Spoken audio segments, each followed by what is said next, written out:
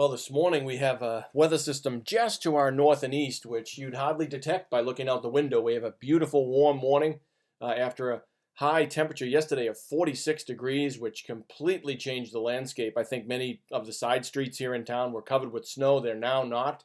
There will be melting from the snowbanks over the next few days, and then night times that water freezing again overnight. So we're going to go into that phase of the late winter and early spring. But what a beautiful day yesterday was. It will be a little chillier today, and probably a little chillier on each of the successive days as well compared to yesterday.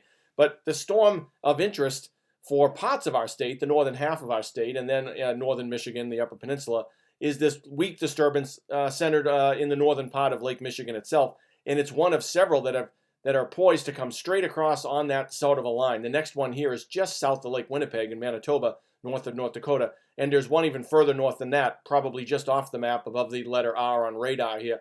And there'll be a series of these little waves that come right across along that exact line from the Northwest Territories of Canada down to about northern Lake Michigan. They'll probably give us clouds here and there over the next several days, but probably not much of a chance of precipitation. But the northern half of the state will be a different story, as it is this morning. So widespread snows across parts of Ontario and then parts of Michigan and Wisconsin as well. Aside from that, there's hardly any other well-organized precipitation anywhere in the country. A little bit of light snow in the high terrain of the northwest part of Utah, some also in southwestern Idaho, and a little bit on the border between the mountains and the plains of Montana. But boy, not a bad day around the country in terms of organized weather systems. Pretty decent morning. Here are the temperatures this morning, and this seems almost like a dream come true. We've looked for 2 or 3 straight weeks at temperatures around or below zero on this 7:30 a.m. Temperature map that we've been showing from the Weather Channel. This morning it's 34 at 7:30 a.m. in Madison, 33 in Green Bay. You have to go all the way to International Falls to get into the teens, and that's only a small pocket of temperatures in the teens. This pocket of temperatures in the teens is because the elevation is over about 10,000 feet everywhere where you're looking. Really warm across much of the country, very warm in the Florida Peninsula, and then in the eastern part of Texas, which just went through a miserable week last week.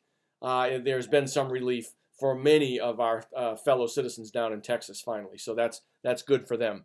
And I hope they're getting themselves back in shape. But broadly speaking, how would it possibly be cold anywhere in the eastern United States over the next couple of days? There just doesn't seem to be any cold air anywhere near us.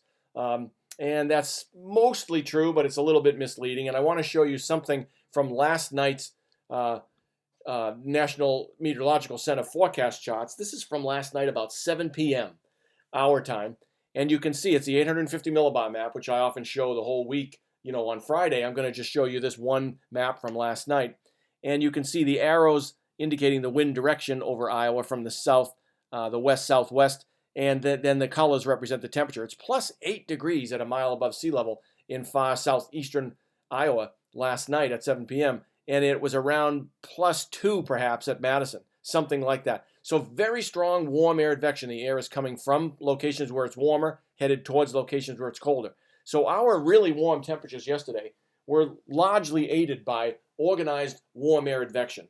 But you'll notice that this was at 7 p.m. last night. If this whole structure has moved a little bit to the south and east, which it traditionally, characteristically does in the development of weather systems, we're going to suddenly find ourselves in a region of weak cold advection. And that's actually the reason why the temperatures today and over the next several days will be a little cooler than they were yesterday. So yesterday was the peak day, and this was about the peak time of lower tropospheric warm air advection associated with that warmth.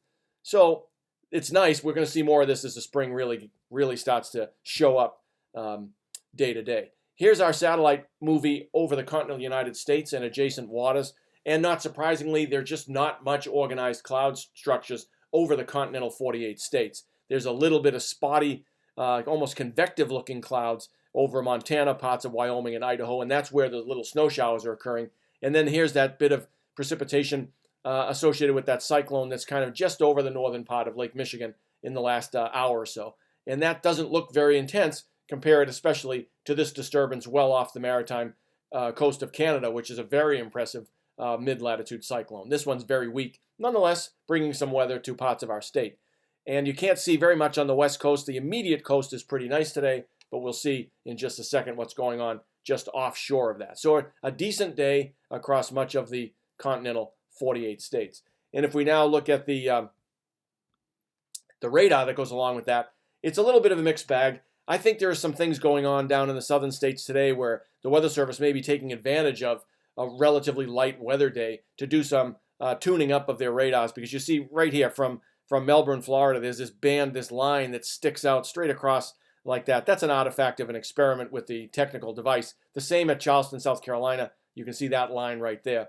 And then we're all along the Mississippi Valley. I don't know if this is just fog because they turned the radar up to a really high sensitivity down there.